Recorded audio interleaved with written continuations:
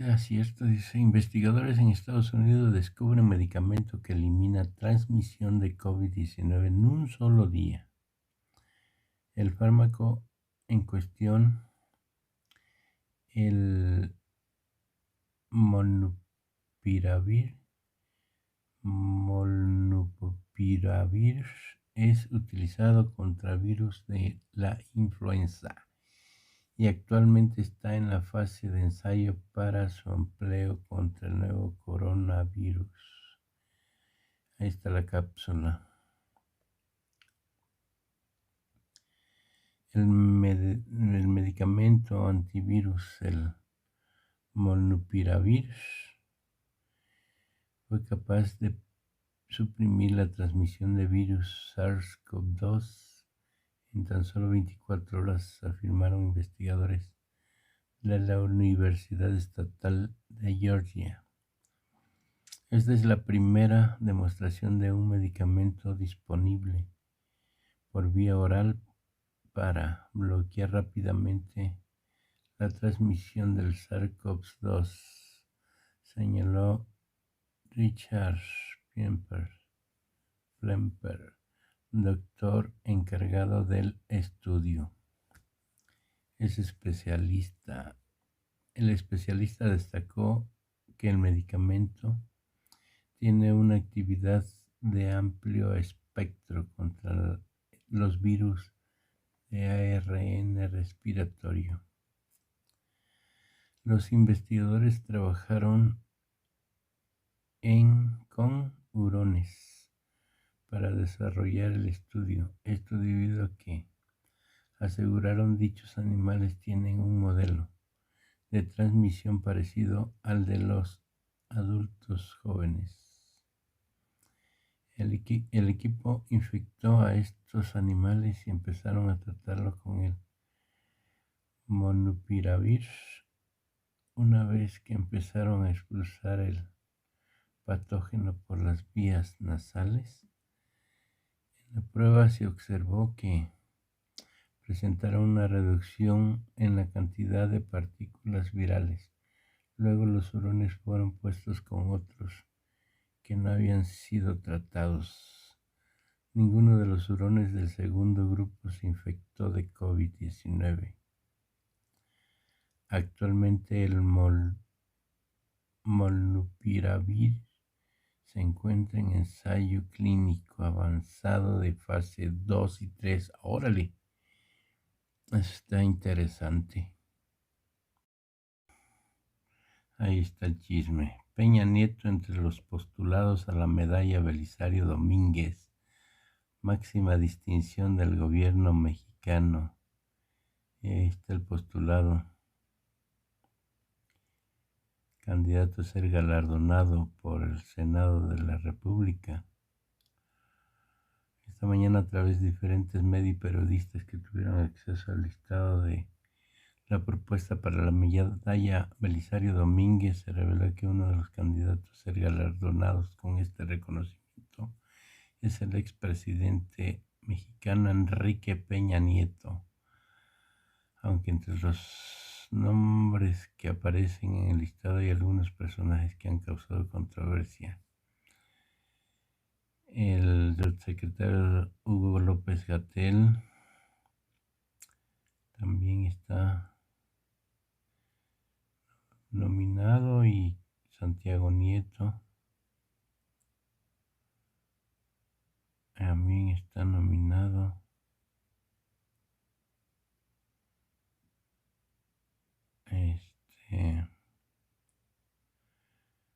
Pues también se postularon instituciones. El Seguro Social está nominado. Bueno, pues ahí está el chisme. Quería comentarle que en el estado de Querétaro he estado documentando, lo voy a poner como en contexto, lo que ocurrió en las elecciones de 2018, donde hubo un municipio federal de Querétaro que lo ganó, fue mayoría de Morena, y de ese distrito federal 3 fueron de Morena. Pero ahora ocurre que en ese distrito local de Querétaro se ha dado que el presidente municipal de Querétaro, Luis Nava, ha emprendido una batalla en contra de organizaciones que es cercano a 400 comerciantes, en su mayoría mujeres, casi el 90% son mujeres, y se les ha hecho, desde hace 9 años ya tienen esos tianguis, y ha habido han emprendido en contra de ellas. Les meten a la guardia municipal, a los inspectores, para no dejarlas trabajar. Y es como se ve como que fuera una acción en contra de la gente que en su momento votó en favor de usted en el 2018. Ese municipio fue muy reconocido porque fue muy de Morena, ¿no? Pero parece que ahorita hay una cuestión muy en contra de ellos, de ese municipio. Yo lo tengo documentado, fui y lo verifiqué, cómo llegan inspectores y no los dejan ni siquiera instalarse, y llega guardia municipal, y ya no tienen ninguna otra forma de cómo operar esa gente en esos municipios. No sé si en el municipio de Querétaro, en esa sección, no sé cómo se les podría apoyar a este grupo de comerciantes ahí en Querétaro. Bueno, vamos a ver con Leti Ramírez que recoja la petición, la demanda, ¿sí? La denuncia que estás haciendo, y a ver cómo podemos ayudar. Okay, independientemente de lo partidista, sino el derecho que tiene cualquier persona, cualquier ciudadano a buscarse la vida, ¿sí? De manera legal. Sí, yo por eso primero fui a verificar quitarlo la parte partidista en todo esto, y ver realmente la necesidad de la gente, ver cómo viven, en qué zona viven, y si efectivamente ha sido una zona de comerciantes, de tianguistas desde hace muchos años. Primero traté de constatar esa parte y lo verifiqué que así fue, y también constaté esa parte que ha habido ese hostigamiento del municipio de Querétaro hacia ese grupo de personas, por eso. Lo vamos a ver. Gracias. Muy bien. Buenos días, presidente. Buenos días, soy Rocío Jardines, Teleurban y W Radio. Preguntarles acerca del tema, dos asuntos. ¿Cómo ha estado el resultado de las personas que han pedido ayuda ante esta situación del COVID y que no han podido pagar sus créditos? ¿Cuántas personas solicitaron esta ayuda y cómo va pues este tratamiento? Y también saber qué está pasando con las viviendas que han sido tomadas, sobre todo por agrupaciones como Antorcha Campesina y otras, donde pues la gente sigue pagando sus créditos y no está viviendo en esas casas porque ya fueron tomadas antes de que ellos pudieran cambiarse. Esto sobre todo en Tecámac está pasando. Gracias. ¿Ustedes? ¿Sí? Es en Tecámac, ¿no? Básicamente. Bueno, si me permite, presidente, respondería también la primera. Sobre el caso de COVID, tuvimos habilitado desde abril hasta agosto la posibilidad de que los trabajadores que perdieran la relación laboral pudieran pedir prórrogas sin intereses de sus créditos de hasta 6 meses. Ahí se beneficiaron cerca de 300,000 personas que solicitaron estas prórrogas. Y por otro lado, tuvimos empleos que se mantuvieron en la planta laboral del sector privado, que eran 100,000, pero que las empresas entraron en paro técnico. Es decir, es un proceso que está en la Ley Federal del Trabajo, pero se permitía a las empresas llegar a un acuerdo con la representación de los trabajadores o con los trabajadores en lo individual de tener una reducción salarial. Esto es algo que se dio sobre todo en las plantas maquiladoras del norte. Y lo que hicimos ahí fue que si nosotros descontábamos el crédito cuando al trabajador le habían afectado su salario precisamente por la pandemia, pues imagínense cómo dejaríamos al trabajador en cuanto a liquidez. Entonces hicimos ahí un programa para que todas las empresas que anunciaran un paro técnico tuvieran una suspensión de cobros, y una vez que se reactivara o se abriera la planta, porque ya muchas plantas están abriendo, ya están recuperando empleos en el país, pues se pudiera ya cobrar de manera normal. En total, 450,000 trabajadores en estas dos modalidades obtuvieron algunos de los apoyos del caso de COVID. En el caso de las viviendas invadidas, efectivamente tendríamos que revisar si pertenecen o la titularidad del crédito está dentro del instituto, y sí, pues digamos, señalar que un acto ilegal como ese pues se tendría que denunciar, y en su caso ver con los vecinos, quienes sean titulares de crédito, que son titulares de la propiedad, pues que mantengan la propiedad. Sí, se han dado en Infonavit y también en Foviste sobre todo. Bueno, sería lo correcto en Infonavit. Sí, Señor presidente. En lo que corresponde al FOBISTE, bueno, ¿qué no se ha hecho? Se liberaron todos los créditos del año, se simplificaron los procesos, se digitalizaron, se hicieron mejoras continuas para que sea muy fácil desde casa pedir su vivienda. Eso fue en cuanto a lo que hemos aplicado en este tiempo tan difícil. Y por supuesto dimos a conocer en las vespertinas una serie de 6 programas muy puntuales para vivienda rural indígena, para trabajadores de la salud, donde afortunadamente fue un tiro de precisión para poder colocar todos los créditos y terminar el 100% este año. ¿Algo más? Sí. ¿Perdón?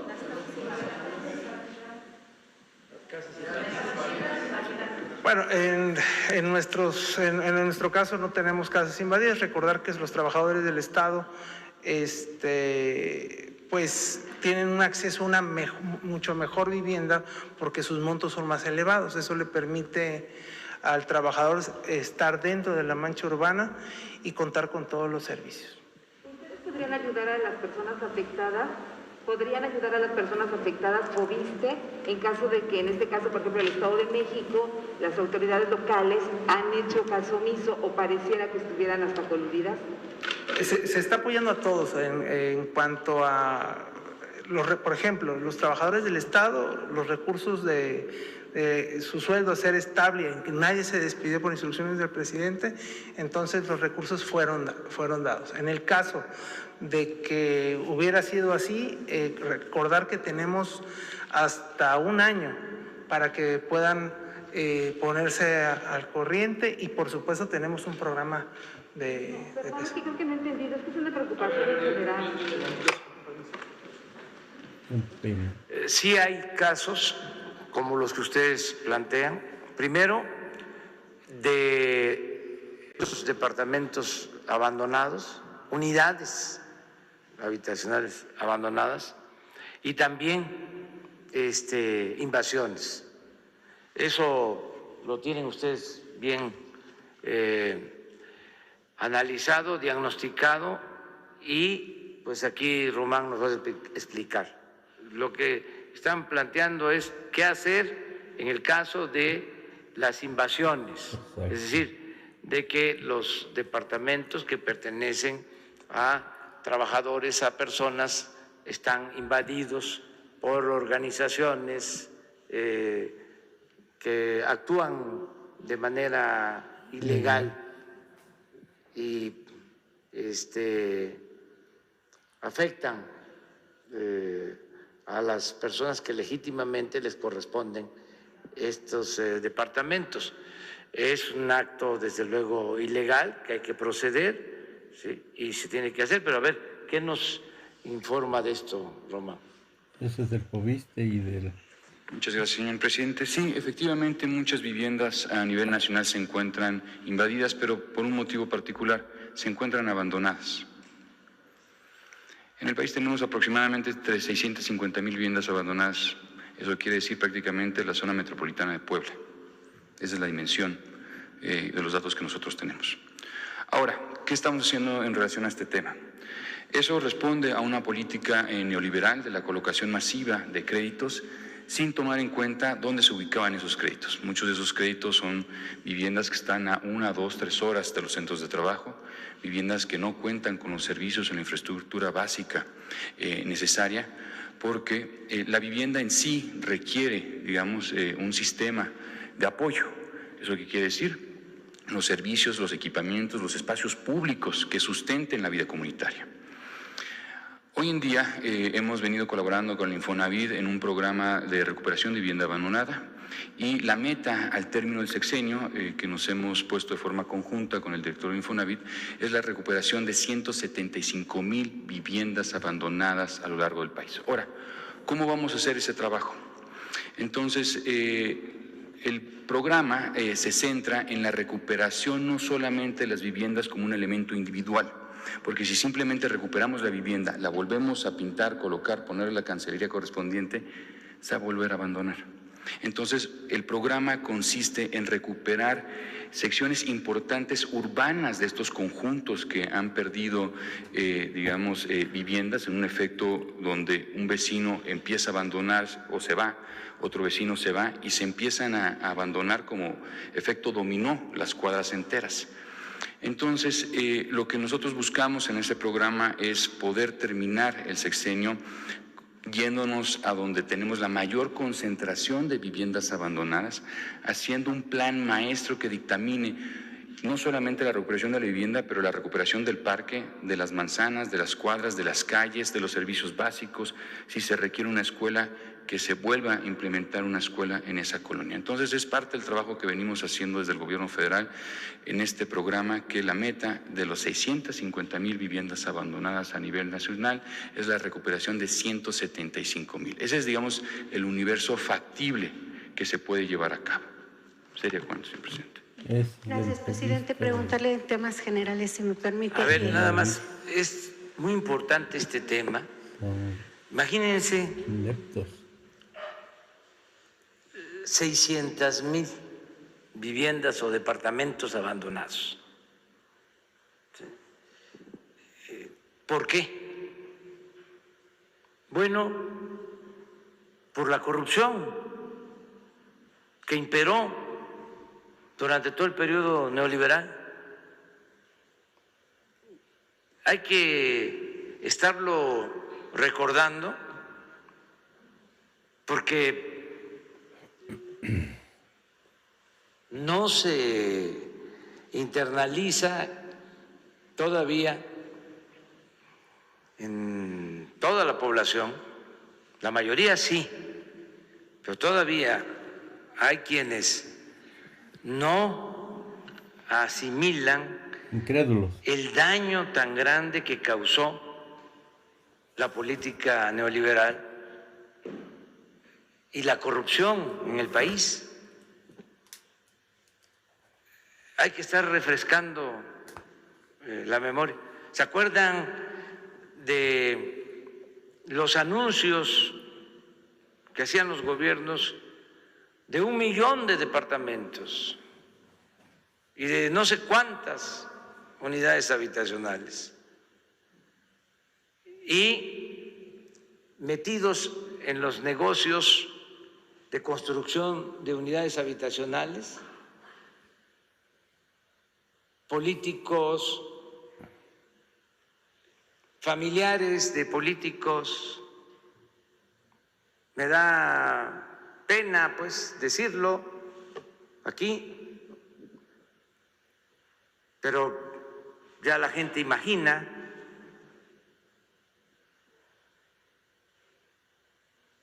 cómo les daban los permisos para construir en zonas de riesgo, en zonas totalmente apartadas, distantes de los centros de trabajo. Luego, malas construcciones,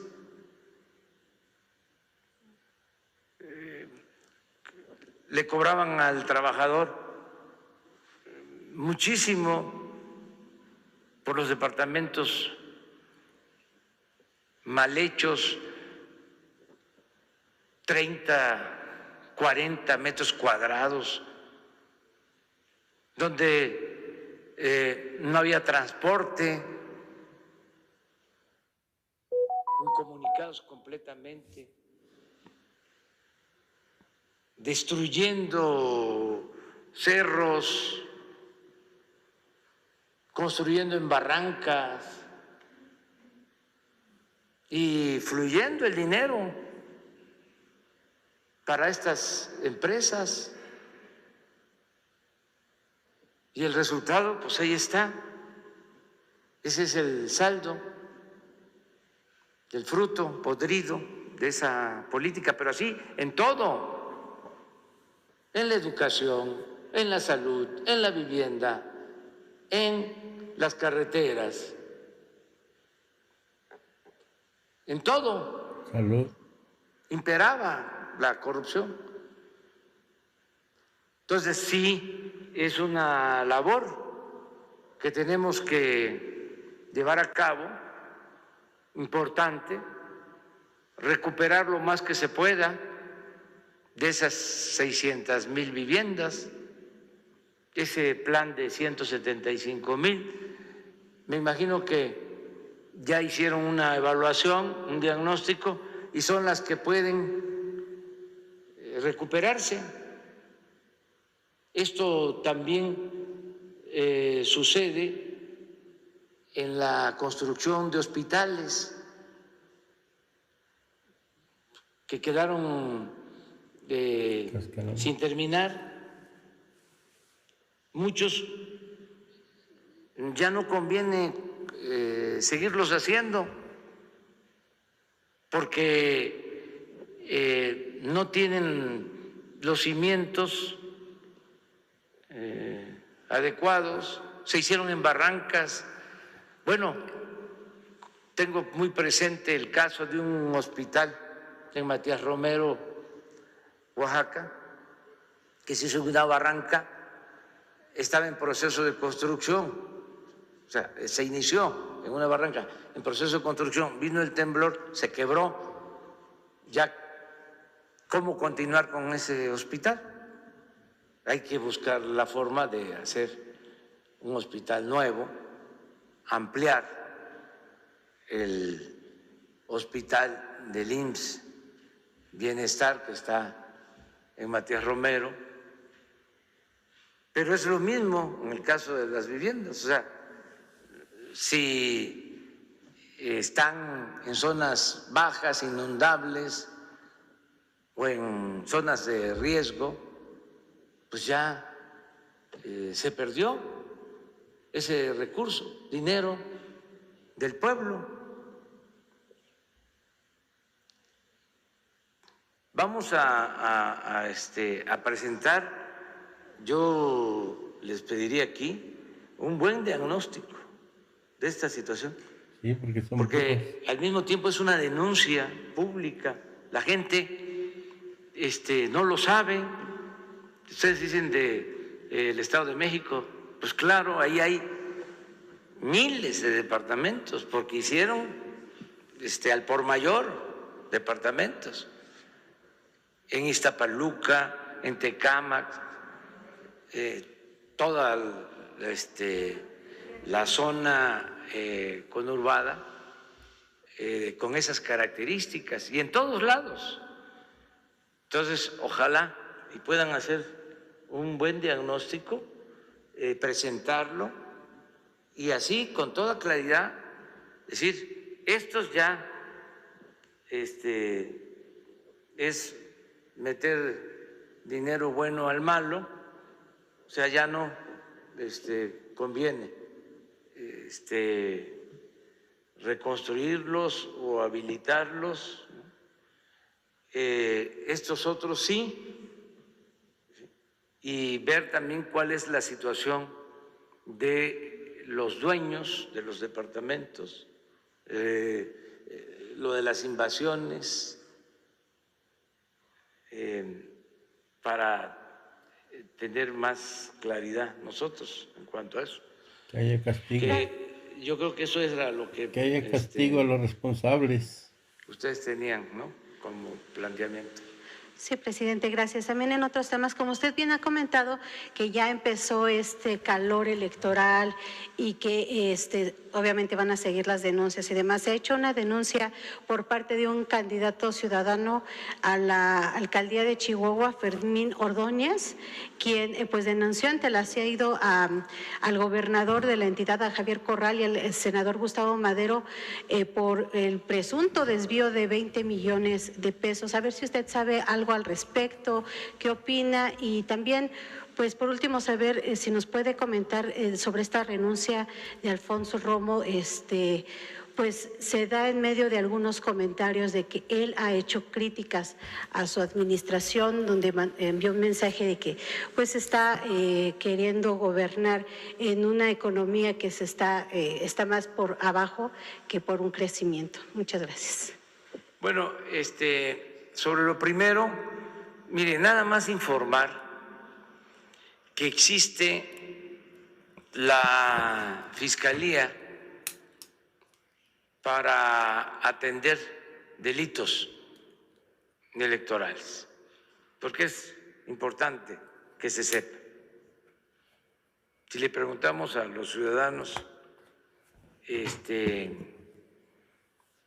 sobre las oficinas de gobierno, las dependencias de gobierno para atender los distintos asuntos, la mayoría de la gente no conoce ni siquiera que existen esas oficinas, porque se crearon no para servir al pueblo, sino para otros propósitos. La gente no sabe que existe pues una oficina para la transparencia, otra oficina para defender a los contribuyentes, otra oficina para defender a los consumidores, otra oficina para combatir la corrupción, otra oficina para combatir los fraudes o los delitos electorales. Hay de todo, pero o no se conoce de que existen o no funcionan, y hay que ir informando sobre estas oficinas que existen para atender los distintos problemas que se presentan. Hay una fiscalía para denunciar delitos electorales, y también ya los delitos electorales son delitos graves. Entonces, esa fiscalía depende de la Fiscalía General de la República. Existe esa fiscalía para combatir delitos electorales y existe otra fiscalía para combatir la corrupción en la Fiscalía General. Entonces, ahora que vienen las elecciones, si se sabe de que están comprando votos, de que están utilizando dinero del presupuesto para favorecer a candidatos, a partidos, hay que denunciar.